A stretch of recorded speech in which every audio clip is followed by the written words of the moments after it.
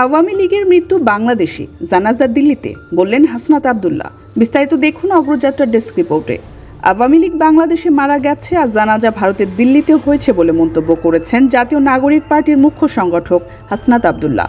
শনিবার রাজধানীর সোহরাওয়ার্দী উদ্যানে হেফাজতে ইসলামের মহাসমাবেশে যোগ দিয়ে এই মন্তব্য করেন তিনি। হাসনাত বলেন, যারা বাইতুল মোকাররমের সামনে হেফাজত কর্মীদের টেনে রাস্তায় নামিয়েছিল সে আওয়ামী লীগের আর পুনর্বাসন হবে না।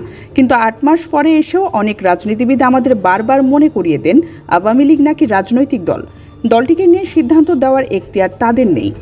প্রধান উপদেষ্টা কিছুদিন আগে বলেছেন, আওয়ামী লীগ নির্বাচনে অংশ নেবে কি নেবে না সেটার সিদ্ধান্ত নাকি দলটির। ডক্টর ইউনূস, আপনি ভুলে যাবেন না আমরা আপনাকে ক্ষমতায় বসিয়েছি। আওয়ামী লীগ আগামী নির্বাচনে অংশ নেবে কি নেবে না সে সিদ্ধান্ত আমাদের, বললেন এনসিপি নেতা।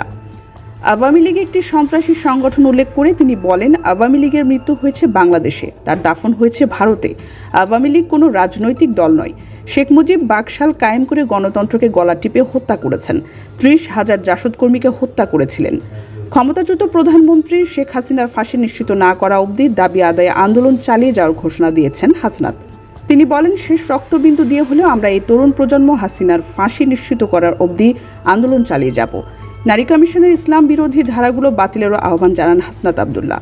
2013 সালে রাজধানীর মতিঝিলের শাপলা চত্বরে হেফাজতের সমাবেশে চলা হত্যাকাণ্ডের বিচার দাবি তুলে এনসিপির মুখ্য সংগঠক বলেন, শহীদদের পরিবারকে নাম প্রকাশের আহ্বান জানাচ্ছি।